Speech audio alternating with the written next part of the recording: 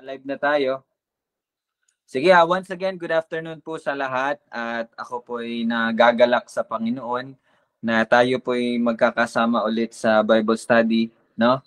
Um, ayun po, no, sa araw na ginagawa natin, ito po ay pagpapala ng Panginoon na marinig natin yung kanyang salita. So yun po talaga yung totoong pagpapala, no? Yung marinig natin, matuto tayo at makilala natin siya ng husto. So lagi po natin tandaan yon, okay? So bago po tayo magsimula, mag-offer muna tayo ng panalangin. Kanina po narinig ko si Lola Lita.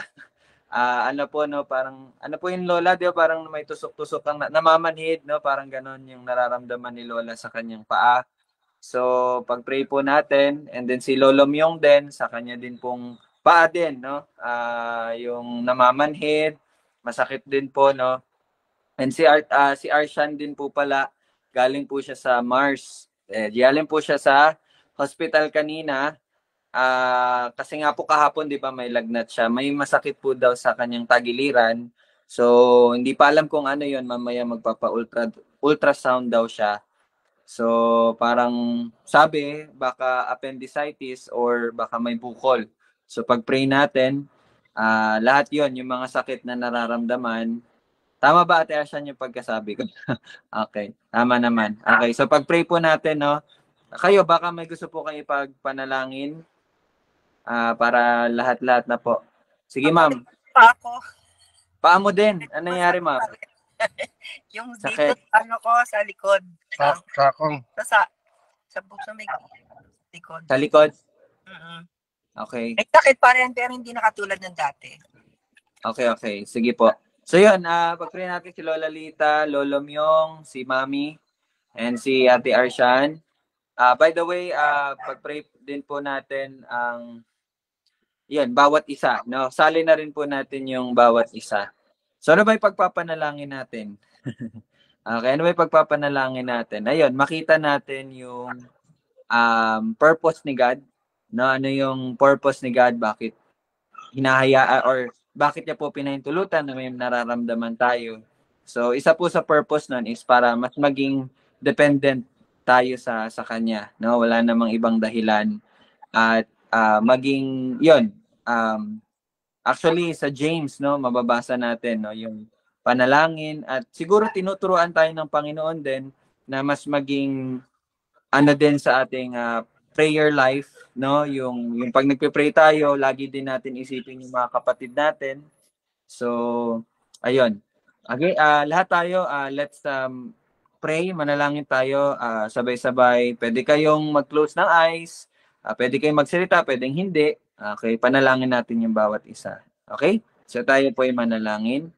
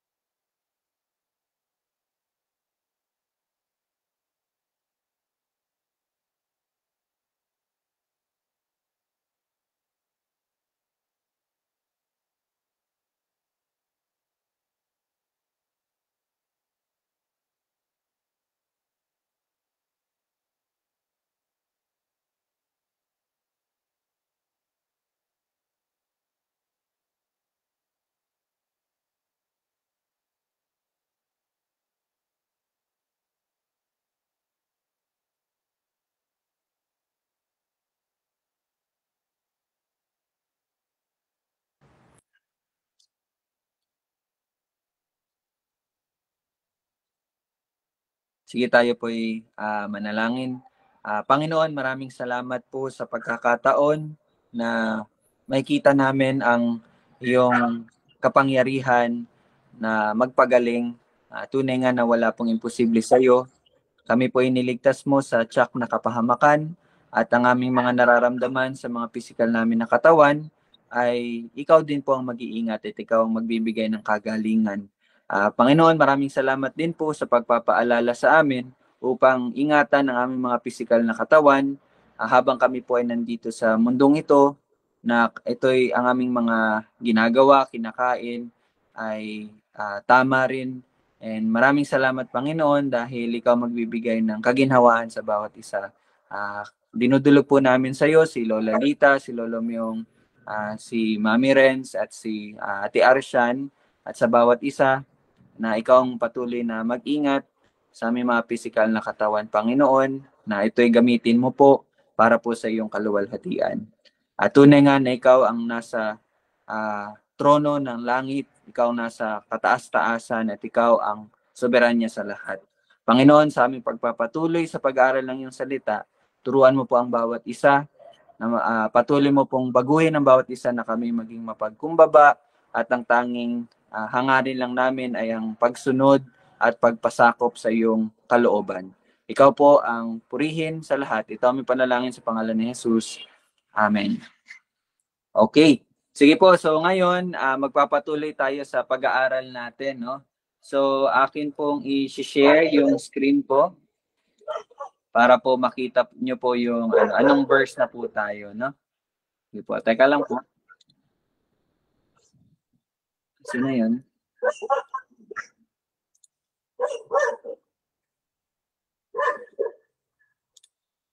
Okay, so magpapatuloy tayo sa pag-aaral natin sa Matthew. Uy, bakit ito? Mukha ko yun na share. Ayan. Matthew chapter 1, verse 9. Pinag-aaralan po natin si Hezekias. So again, para po sa kalaman ng bawat isa, ito pong pag-aaral na ito ay tinitingnan natin yung linya kung saan po nanggaling ang ating tagapagligtas na ating Panginoong Hesukristo. Yung linya ba, no? Yung family tree na tinatawag. So, nandito na po tayo kay Hezekias. So kahapon, napag-aralan natin at natapos natin yung 2 Chronicles chapter 30. So dapat po ngayon, chapter 31 na po tayo. Kaya lang kanina, habang nag-aaral po ako, mas detalyado pala yung sa 2 Kings. So kung makikita nyo po sa GC natin, nag-chat po ako na ang ating babasahin po ay ang chapter 18 at 19. Kaya lang medyo mahaba po to. So I think chapter 18 po ang ating matatapos ngayong hapon, God willing, no? So hindi po muna tayo magpapatuloy sa 2 Chronicles, babalik tayo sa 2 Kings. Okay? So wag po kayong mag-alala, babasahin muna natin siya. So papakita ko po ulit 2 Kings chapter 18. So sa mga may Biblia po dyan, paki-open po yung 2 Kings chapter 18. Sa mga wala naman, kalalola Lita, no? Okay lang, pinapakita naman namin. Okay? So, chapter 18. Magsisimula tayo sa, bilisan lang natin yung sa verse 1 kasi review na to ng chapter 13 ng 2 Chronicles. Okay? So, eto, basahin ko po mabilisan. Sige, para ibang boses naman, no? Ate Jamie, pwede ba basahin mo yung 1 to 6? Okay, ito, hindi na natin ito i-discuss, review lang. 1 to 6, Ate Jamie. 2 Kings chapter 18. Si Haring Hezekias ng Juda. Nang ikatlong taon ni Hosheyas na anak ni Ela na hari ng Israel, si Hezekias na anak ni Ahaz na hari ng Juda ay nagsimulang maghari. Siya ay 25 taon nang magsimulang maghari, at siya ay naghari sa loob ng 29 na taon sa Jerusalem. Ang pangalan ng kanyang ina ay Abi na anak ni Zacarias. Siya ay gumawa... Jamie, bagalan konti pala para makasabay. Siya ay gumawa ng matuwid sa paningin ng Panginoon, ayon sa lahat ng ginawa ni David na kanyang ninuno. Kanyang inalis ang matataas na dako, winasak ang mga haligi, at ibinagsak ang mga sagradong poste. Kanyang pinuputol-putol ang ahas na tanso na ginawa ni Moises, sapagkat hanggang sa mga araw na iyon ay pinagsusunugan ito ng insenso ng mga anak ni Israel.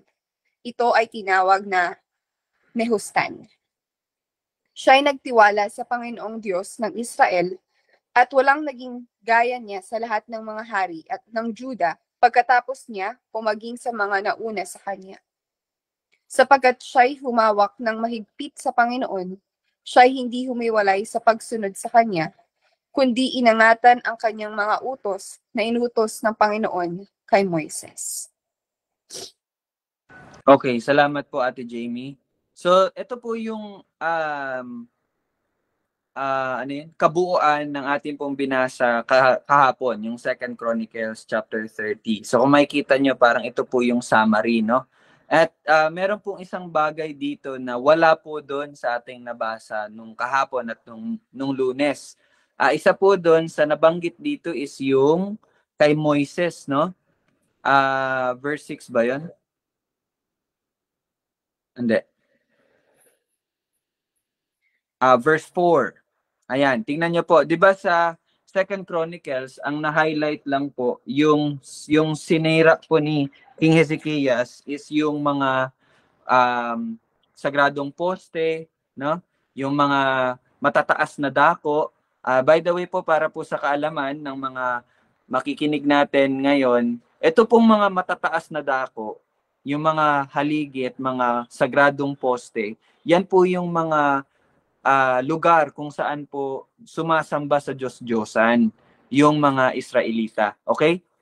Pagsamba sa Diyos-Diyosan ang ginagawa nila dito. So, si Haring Hezekias, winasak niya po yun lahat. Ngayon, dito makikita nyo, merong isang item na nadagdag. Ano yon?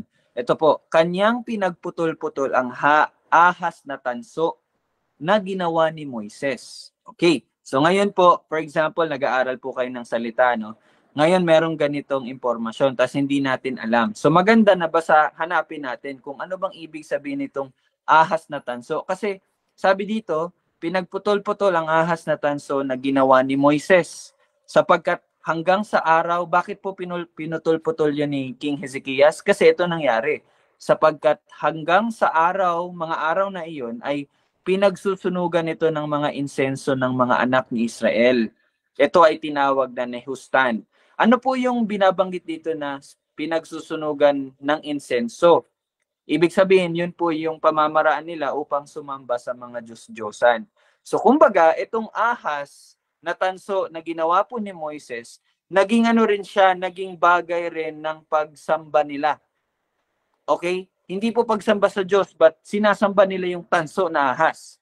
So naging idol, naging idol worship object po siya. So, ano yon? Ano to? Para lang mabigyan po tayo ng background. Actually, hindi ko nabasa. Ngayon ko lang na-realize na dapat binasa ko. So, sabay-sabay nating alamin at basahin. Ito po ay makikita natin sa Numbers chapter 20. 1 bilang chapter 21. Kaya maganda po talaga yung mga Bible app na pinapakita yung reference, cross-reference. So, sa mga gumagamit ng cellphone, I suggest na i-install nyo po tong app na to para madali nyo makita. So anyway, kaya ako nakita ko po ngayon kasi ginagamit ko yung app na yon. Sige lang, pwede kayo magtanong sa akin mamaya ano yung app. So, tingnan muna natin, no? Mga bilang, chapter 21, verse 4. Simulan natin sa verse 4. Para malaman natin, ano ba yung tanso na yon? Okay? So, Ate Jamie, pakibasa yung verse 4 hanggang sa 9. 4 to 9. Mga bilang, chapter 21, verse 4. Sila'y naglakbay mula sa bundok ng Hor patungo sa dagat na pula upang umikot sa lupain ng Edom, at ang damdamin ng mga tao ay nainip sa daan. Teka lang po. Para po mabigyan po kayo ng background, sino tong sila? Okay? Kasi dumiretso tayo, sino tong sila? Ito pong sila ay yung mga Israelita. Kagagaling lang po nila doon sa Egypt. 'Di ba niligtas ng Panginoon sila, pinalabas sila doon sa Egypt, okay, ng Panginoon. Ngayon, paglabas nila sa Egypt, nakatawid na po sila. 'Di ba? Alam niyo po yung dagat, no, na nahati yung dagat. Alam niyo po 'yun, 'di ba? So tapos na po, nakatawid na sila doon at ngayon nasa ilang na sila, no? Nasa disyerto na sila. So ito yung isa sa mga nangyari nung time na 'yon. So tingnan natin ano yung nangyari. Sige, nainip daw sila, okay? Nainip na sila. So ano nangyari? Sige, Ate Jamie, verse 5. Ang bayan ay nagsalita laban sa Diyos at laban kay Moises. Bakit di niyo kami iniahon mula sa Ehipto upang mamatay sa ilang? Sapagkat walang pagkain at walang tubig, at ang kaluluwa namin ay nagsusuyad na sa walang kwentang pagkain ito. Okay. So dahan-dahanin natin kasi mabilisan lang to. Dahan-dahanin pero mabilisan. So nainip na po yung mga Israelita kasi nga ito sabi nila, no, bakit ninyo kami inihahon mula sa Ehipto? Kumbaga, bakit nyo kami nilabas sa Ehipto? Sapagkat walang pagkain at walang tubig at ang kaluluwa namin ay nasusuya na sa walang kwentang pagkain ito. So, eto nagreklamo na sila. Parang naisip nila parang mas okay pa dun sa Ehipto, nakakain kami ng lechon. Nakakain kami ng minudo ni Lola Lita na masarap. Nakakain kami ng, di ba, barbecue ni Tita Susan. Bakit dito sa labas, sa ilang, walang kwenta yung pagkain? Yun yung reklamo ng mga Israelita. Okay? Naintindihan po natin? So yun yung ano, no? Sige, patuloy tayo. Pagkatapos, ang Panginoon ay nagsugo ng mga makamandag na ahas sa mga taong bayan at tinuklaw ng mga ito ang mga tao, kaya't marami sa Israel ang namatay. Ang bayan ay pumunta kay Moises at nagsabi, "Kami ay nagkasala, sapagkat kami ay nagsalita laban sa Panginoon at laban sa iyo. Idalangin mo sa Panginoon na kanyang alisin sa amin ang mga ahas," at idinalangin ni Moises ang bayan. At sinabi ng Panginoon kay Moises, "Gumawa ka ng isang makamandag na ahas at ipatong mo sa isang tikin, at bawat taong nakagat ay mabubuhay kapag tumingin doon." Kaya't si Moises ay gumawa ng isang ahas na tanso at ipinatong sa isang tikin. At kapag may nakagat ng ahas at tumingin ang taong iyon sa ahas na tanso, ay nabubuhay. Okay. Okay. Ito po yung ahas na tanso. Okay? So, di ba nga po, nagre-reklamo na kasi itong mga Israelita. So, pinarusahan sila ng Panginoon, nagpadala ng mga ahas ang Panginoon at maraming natuklaw at namatay.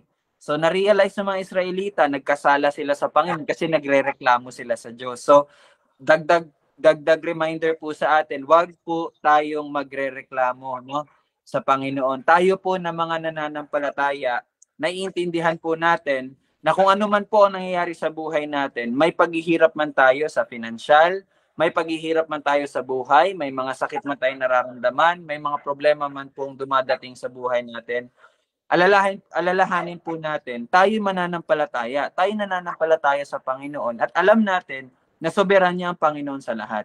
So, hindi dapat tayo nagre-reklamo sa Diyos. Kaya tingnan niyo po nangyari sa Israelita. Nagreklamo sila, di ba? Sabi nila, bakit ang hirap ng buhay namin ngayon? No, parang ganon.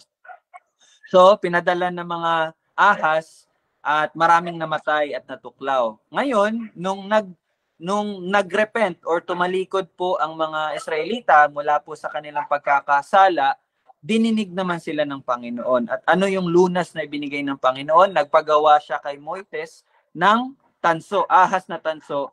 At kung sino man yung makagat ng ahas, pag tumingin daw sila doon sa ahas na tanso, gagaling sila. Yun po yung history ng ahas na tanso. Naintindihan nyo po? Kaya lang, ang nangyari, nung lumipas ang maraming panahon, yun, balik tayo doon sa 2 Kings 18. So, sinasamba na po yun ng mga Israelita. Okay? Yun po ang nangyari. Kaya, pinutol-putol na din po yun ni King Hezekias. Kasi naging object of worship na rin po siya. Okay? So, maging maingat po tayo ng isang bagay ay maging idolo natin, no? Or maging idol, no? Maging Diyos-Diyosa natin.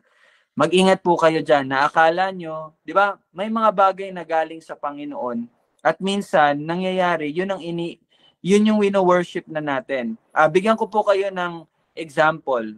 For example, no, binigyan kayo ng trabaho ng Panginoon. For example, no, binigyan ka ng trabaho, pinromote ka sa work, pinahintulutan ng Panginoon na ma-promote ka sa work. Alam niyo po, di ba, minsan ang nangyayari, mas nagiging focus na yung tao doon sa trabaho. Na yun na yung nagiging Diyos-Diyosan niya. Yun na yung parang mas focus niya sa buhay. So you see, dapat maging maingat po tayo sa mga ganung bagay. Okay? So yun lang yung dagdag na ano. So balik tayo sa 2 Kings chapter 18. Anong verse na tayo, Jamie? Binasa mo? Hanggang 6, no? nga. Okay. Alright. So, ito po yung review. Okay? Pati yung tanso, pinagsisira po yun ni King Hezekiah. So, alam nyo po ba mga kapatid, may mga hari na po na nauna na sumunod naman sa Panginoon. Pero natatandaan nyo, di ba hindi nila nasira yung mga matataas na dako? Di ba? Lagi tayong may nababasa na ganun. Pero ngayon, ito po yung pinakaunang panahon na isang hari na sumusunod sa Panginoon, inalis talaga lahat. Completely nilinis talaga. Kumbaga, tinanggal lahat talaga ng mga pagkakasala at yung mga pagsamba nila sa mga Diyos-Diyosan. So ano pong pinapakita dito sa atin? Yun po talaga yung tunay na reformation or pagbabalik. No, yung tanggalin talaga natin lahat. Wala po talaga tayong dapat yung i-reserve or ano Tagalog yun? Iiwan. Tama ba? Okay. For example, ito example lang po to, no? Dati naglalaro po, addict po ako sa laro. Tapos for example, umiinom po ako. Example, naninigarilyo din ako. So hindi po pwede na hindi na ako manigarilyo, hindi na ako iinom, pero addict pa rin ako sa laro. Hindi po pwede na may iwan tayo. Dapat lahat po yun ating tanggalin. So mga kapatid, yun po, no? Kaya kung mapapansin nyo po sa mga pag-aaral natin, sa Bible study, even yung sa mga Sunday na nakapapakinggan natin, may mga time na nasasaktan tayo sa salita. Kasi pinapakita ng Panginoon yung mga bagay, mga maling bagay na nasa atin pa. Ang ibig sabihin lang po nun, tanggalin natin iyon. Kaya po, may mga time, no? Lagi yan. Expect nyo po na sa pagpatuloy natin na pagbabasa ng salita, lagi tayong masasaktan. Kasi makita natin yung tunay na tayo eh. Makita natin yung mga bagay na, maling bagay na nasa atin pa. At pinapakita yun ng Panginoon upang tanggalin natin. So, kasi ang goal, ang ano talaga ng Panginoon sa atin, mamuhay tayo ng banal. Di ba? Kaya patuloy tayong tinatama, patuloy tayong pinapalago ng Panginoon sa ating pagkilala sa Kanya. So, kaya po tayo nag-aaral ng salita. No? Para mas malaman pa natin ano yung mga dapat sundin natin, ano yung mga bagay na dapat tanggalin natin, ano yung mga bagay na dapat iwanan natin, ano yung mga bagay na dapat iwasan na natin, at ano yung mga bagay na mas gawin pa natin. Ganun po ang ating buhay, no? Ayon sa kalooban ng Diyos. So, ako nagpapasalamat ako sa Panginoon kasi kumikilos talaga ang Panginoon sa buhay ng bawat isa. So, ngayon po, hindi ko lang po siya ma-express pero masaya po ako na nakakasama na si Lola Lita sa atin. So, you see, may mga ginagawa ang Panginoon upang ang bawat isa, iligtas ng Panginoon ang bawat isa na huwag tayong magpatuloy sa mga maling gawin natin sa buhay. Totoo po yan. No? At marami pang tao ang gagamitin at gagawin si Lord para sa buhay ng bawat isa. Okay? So, patuloy tayo, no? Pag-aralan natin yung verse 7 naman tayo. So, ngayon po, babasahin natin yung verse 7. Okay. Hanggang verse 12. Ate Jamie, pakibasa 7 to 12. Ang Panginoon ay kasama niya. Saan man siya magtungo ay nagtatagumpay siya. Siya ay naghimagsik laban sa hari ng Assyria at ayaw niyang maglingkod sa kanya. Kanyang nilusob ang mga Filisteo hanggang sa Gaza at sa mga nasasakupan nito, mula sa Muog Bantayan hanggang sa lungsod na may kuta. Nang ika-4 na taon ni Haring Hezekias na siyang ika-7 taon ni Hoseas na anak ni Ela na hari ng Israel, si Shalmaneser na hari ng Assyria ay umahon laban sa Samaria at kinugkob niya iyon. At sa katapusan ng 3 taon ay kanilang sinakop yun. Nang ika-6 na taon ni Hezekias, na siyang ika-9 na taon ni Hoseas na hari ng Israel, ang Samaria ay sinakop. Dinala ng hari ng Assyria ang mga Israelita sa Assyria at inilagay sila sa Hala at sa Habor, ang ilog ng Gozan at sa mga lungsod ng mga Medo. Sapagkat hindi nila sinunod ang tinig ng Panginoon nilang Diyos, kundi kanilang nilabag ang kanyang tipan, maging ang lahat ng inutos ni Moises na naglingkod ng Panginoon, hindi sila nakinig ni sumunod. Alright, thank you po Ate Jamie.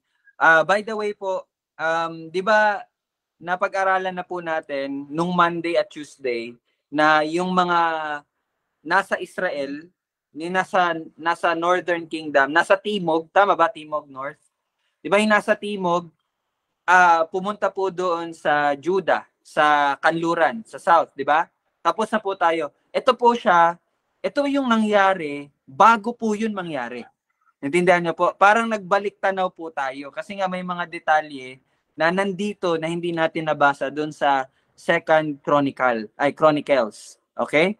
So, ito, ang ganda din na nabasa natin to kasi mapupulutan talaga natin no, ng aral at mapupulutan natin ng babala sa bawat isa. Kasi tingnan niyo po ang nangyari. Para po maintindihan ninyo, yung pinag-uusapan po natin, mga Israelita na nasa Judah, okay? Mga Israelita na nasa Judah at mga Israelita na nasa Israel, yung timog na kaharian at yung kanluran ay kaharian sa kanluran. Tinatagalog ko na lang po. Okay? Judah at Israel. Ngayon, ito yung nangyari sa Israel. Okay? Tingnan natin. Ang Panginoon ay kasama niya ni King Hezekias. Saan man siya magtungo ay nagtatagumpay siya, si King Hezekias. Siya ay naghimagsik laban sa hari ng Assyria. Yung Assyria, panibagong bansa na po ito. Okay? Ibang bansa po ito. Okay? At ayaw niyang maglingkod sa kanya. Okay, bakit po nabanggit na ayaw niyang maglingkod sa kanya?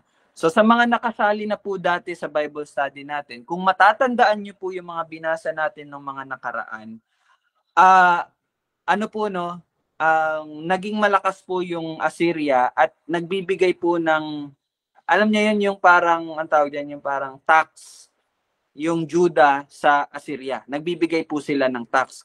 Ibig sabihin po nun, kasi nga mas malakas yung Assyria, so para walang away, magbibigay ka ng pera. Parang ganito po, no? Nakikita niyo po yung sa mga palabas na, di ba may mga siga, pupunta sa palengke, tapos anong tawag diyan, yung kukuha ng pera sa mga tindera? Nangongotong. Yung ganun ba, di ba siga? Kasi nga, siga siya, malakas daw siya. Parang ganun din po ang picture nun nito. Yung Assyria, malakas. So, parang siga siya. So, nangungotong siya sa mga kalapit na bansa para hindi niya sirain yung bansa na yun. Okay?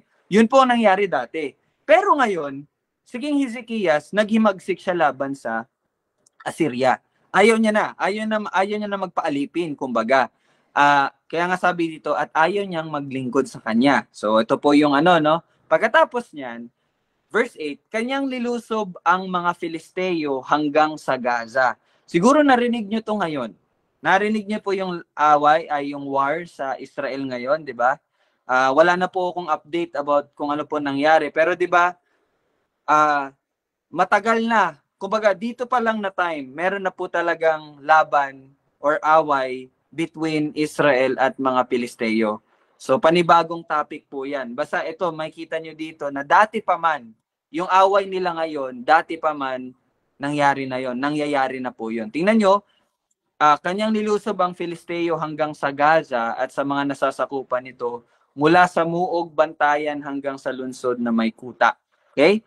And then verse 9, ng ika-4 na taon ni Haring Hezekias na siyang ika-7 taon ni Hosheyas na anak ni Ela na hari ng Israel. So makikita niyo po, may dalawang hari po dito na nabanggit na.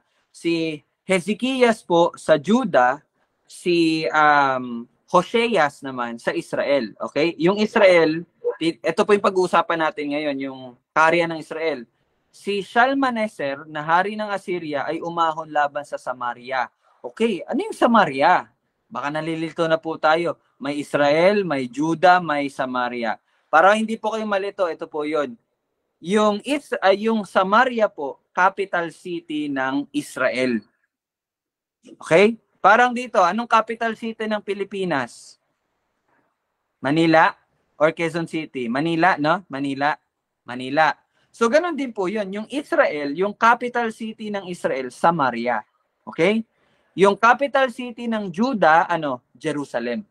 Okay? Naintindihan nyo na po? So, wag po kayong malito sa mga pangalan ng lugar na babanggit. So, ibig sabihin, yung hari daw ng Assyria, umahon laban sa Samaria. Sa madaling salita, umahon laban sa Israel. Okay? Nagigets niya po? Yung Assyria, nagsimula ng laban sa Israel. Okay? So, ano nangyari sa kanila? Ito po nangyari. At sa katapusan ng 3 taon po yung away, yung labanan na yon, no? Ay kanilang sinakop iyon. So ibig sabihin, pagkatapos po ng 3 taon, nasakop ng Assyria ang Israel. Okay? Nasakop. Ngayon, ano yung dahilan? Bakit nasakop? Okay? Tingnan nyo po yung dahilan. Verse 11. Dinala ng hari ng Assyria ang mga Israelita sa Assyria at inilagay sila sa Hala at sa Habor at sa Gozan at sa mga lungsod na mga Medo. Kumbaga, 'di ba, natalo po yung Israel. So may mga bihag po. Teka lang po, maglulupat na ako. Teka lang. Ako, 1% na lang. 1% na lang, tita. Sige lang po. Baka dito na lang tayo mag-end din yung topic na to. Okay. Patuloy tayo. So, pasensya na. So, ito po, ang nangyari, 3 taon po yung labanan sa pagitan ng Assyria at ng Israel. Pero ang natalo, Israel. Talo po yung Israel. Tapos, maraming nabihag. So, sabi nga dito, nilagay sila sa Hala, sa Habor, sa Gozan, at sa Medo. Hindi ko na po alam yung mga lugar na to. Basta lugar po ito. Sa Assyria siguro, no? And then, bakit kaya? Verse 12. Ito po yung tingnan nyo po mga kapatid. Bakit sila natalo? Bakit sila ibinigay ng Panginoon sa Assyria? Sapagkat hindi nila sinunod ang tinig ng Panginoon nilang Diyos. Kundi kanilang nilabag ang kanyang tipan, maging ang lahat ng inutos ni Moises na lingkod ng Panginoon, hindi sila nakinig ni sumunod. So, ito po ay magandang paalala po sa bawat isa sa atin. Yes, tayo po ay mga anak ng Diyos. Pero hindi po ibig sabihin nun na kapag po tayo ay hindi sumusunod sa Panginoon, hindi po tayo didisiplinahin ng Panginoon. Tandaan niyo po lagi, matatanggap po natin kung ano yung karapat-dapat sa mga ginagawa natin. Kung tayo po ay gumagawa ng kasalanan, papaluin tayo. Okay? Didisiplinahin tayo ng Panginoon. Kung tayo gumagawa ng mabuti, sumusunod tayo sa Panginoon, pagpapalain din tayo ng Panginoon. Wag po kayong malito kasi sa darating po na paghuhukom, lahat po ng ginawa natin, huhukuman yan. Okay? Kaya lang po kapag po tayo, yes, tayo na iligtas. Pero kapag po tayo nagpapatuloy sa kasalanan, mawawala po yung reward. Hindi mawawala yung kaligtasan, tayo pa rin ligtas, pero mafo-forfeit. Hindi natin matatanggap yung reward sana na ibibigay ng Panginoon sa atin. Again, yung kaligtasan hindi mawawala, but the reward will be forfeited. Okay? At wala naman siguro sa atin ang may gustong hindi natin matanggap yung reward na yon. 'Di ba? Okay? So paalala po sa bawat isa, kapag po tayo talaga hindi nakikinig sa tinig ng Panginoon, hindi tayo sumusunod sa Panginoon, may ano talaga, may karampatang disiplina. Hindi na po parusa ang tawag ko. Bakit? Bakit hindi na parusa? Kasi anak na tayo ng Diyos eh. Hindi na parusa yon. Disiplina. Magkaiba po ang parusa sa disiplina. Parusa, pinaparusahan yung mga nagkakasala kasi hindi sila anak ng Diyos eh. So karapat dapat lang na parusahan. Pero yung mga anak ng Diyos, dinidisiplina. Ganon din po naman kayo, di ba, mga tatay, nanay, mga lolo, lola. Anak nyo sila. Pero pag nagagawa sila ng kasalanan, dinidisiplina nyo sila. Di ba? So, ganun din po ang Diyos, ang Panginoon sa atin. Actually, yan po ang isa sa mga patunay na tayo ay anak ng Diyos. Kapag po tayo ay dinidisiplina ng Panginoon. Kapag hindi ka dinidisiplina ng Panginoon, ayon nga kay John ba? Si John ba nagsulat nun? Nakalimutan ko lang basta sa 4 gospel books. Kapag hindi ka dinidisiplina ng Panginoon, di ibig sabihin, hindi ka anak. No? Hindi ka anak. So, pero hindi ibig sabihin nun, okay, didisiplinahin lang pala ako, patuloy na lang ako sa kasalanan. Ibang puso po yan, okay? Hindi ganyan ang puso ng anak ng Diyos. Ang puso ng anak ng Diyos, alam niyo kung ano? Sila po ay tumatangis at kinakamuhian po ang kasalanan. Yes, may time na dadadapa tayo sa kasalanan, nakakagawa tayo ng kasalanan. Pero iba na po yung approach natin doon. Tayo po ay, kinakamuhi natin kapag po tayo nakakagawa ng kasalanan. Yun po ang isa sa mga patunay na ikaw ay binago na ng Diyos. Kinakamuhian mo yung mga kasalanang nagagawa mo. Okay po? Pero, yes, nakagagawa tayo ng kasalanan pero hindi tayo nagpapatuloy sa kasalanan. Okay? So, naintindihan po ba natin? May mga tanong po kayo? Sige, dito po tayo magtatapos sa verse verse 12. Okay? Marami pong paalala ang Panginoon sa atin, no? So una, ayun, no, tanggalin natin lahat. Tanggalin talaga lahat. Wag po tayong mag-iiwan yung mga bagay na mga maling bagay na nasa sa atin. Tinatawag tayo ng Panginoon upang talikuran yung lahat. Okay? Tapos ano pa po? Ano pa natutunan natin? Ayun, ang pagsunod talaga sa Panginoon ang dapat nating gawin. So at yung wag po tayong magrereklamo kung tayo man po ay dumadaan sa mga paghihirap, parte po 'yun, no? Kapag pinahintulutan po ng Panginoon na tayo maghirap, na may mga pagsubok na pinagdadaanan. 'Di ba nga po napag-aralan natin sa James na tayo po'y magalak kapag tayo ay humaharap sa pagsubok dahil ito ang nagpapatatag sa atin, 'di ba? At ito ang patunay na tayo ay may pananampalataya sa Diyos. And ano pa? So yun, I think yun lang po yung mga paalala na atin pong dapat alalahanin lagi. So yun lang po siguro muna. Dito tayo magtatapos, no? Magpapatuloy po tayo bukas sa verse 13. So pakibasa po yung 2 Kings. Lolo Myong, 2 Kings po tayo. Si Lola Lita kapag nagbabasa din. Ano po, 2 Hari. Ano ba tawag dito? Ano ba basa dito sa Tagalog? 2 mga hari. Okay, 2 Kings po, chapter 18 at 19 yung basahin niyo po. Okay? So, kasi si Lola Lita actually nakikita ko rin siya nagbabasa. So, Lola, kapag nagbasa ka po, basahin mo po muna yung 2 Kings, na? Tuturuan ka po ni Jamie kung saan yan. Okay, si Lola Myong din. Lola Myong, 2 Kings po tayo ha. Chapter 18 at 19. Okay, Siren, ikaw din ha. Basahin nyo ng 18, 19. Ma'am, Dad, ganun din. Para sa Bible study natin bukas, makapag-share na rin po kayo. Okay? So, okay na po. Magtatapos na po tayo dito. Baka may gusto po kayong sabihin. Okay na? Ay, si Lola Lita parang may gustong sabihin. Hindi lang namin marinig, Lola. Naka-off. Naka-mute kasi, naka-mute. Nandiyan na ba si Gab? Jamie? Si Ana? Ana. Sige, paki-assist daw si Lola Lita. Pasalamat ako dahil nangyari sa akin nung last Sunday na ako'y nag-collapse. Salamat sa Panginoon at hindi ako nagkaroon ng brain damage dahil sa mga pangyayari daw na yun. Sabi ni Nene na kapatid ko, Panibagong buhay daw yun. Salamat sa Panginoon. Wala naman ano man nangyari sa akin. Siguro yun ang way para talikuran ko ang lahat ng hindi naayon sa kanya kalooban. Di ba? Kaya ako, salamat ng maraming maraming sa Panginoon, sa mga apo ko, lalo na sa iyo, Ryle, salamat din sa iyo. At nagtiyaga ka na inabot tayo ng 1:30 ng daling araw. Hindi kita nakita, kinainip man lang.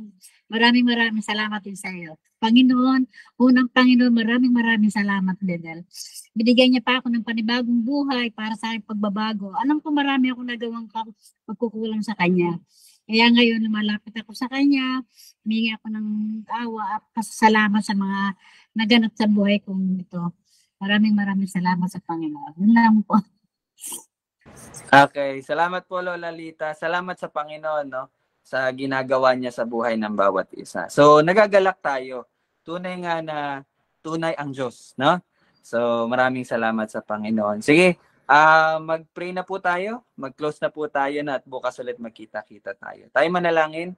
Panginoon, maraming salamat po sa pagpapakita mo na tunay nga na ikaw ang tunay na Diyos at wala ng iba. At ang pagpapakita sa amin na nililigtas mo talaga ang iyong mga anak mula po sa mga bagay na hindi na dapat gawin. At maraming salamat sa mga itinuro mo sa amin sa pag-aaral ng salita mo na hindi kami dapat maging reklamador sa mga hindi kami dapat magreklamo sa mga nangyari sa buhay namin, bagkus kami magpasalamat dahil ito yung mga paraan mo upang kami po ay lumapit sa iyo at upang kami po ay mahayagan ng iyong katotohanan. At maraming salamat sa buhay ng bawat isa na iyo pong niligtas at binigyan ng kaloob at iyong pong ibinigay iyong pag-ibig sa pamagitan ng iyong anak na si Jesucristo. Patuloy mo pong ingatan ng bawat isa at pagtibayan ng bawat isa sa aming pag-ibig, pagkilala at pagsunod sa iyong kalooban. Ito aming panalangin sa pangalan ni Jesus. Amen. Amen. Thank you. Bye-bye. God bless po. Ingat po kayo. Thank you.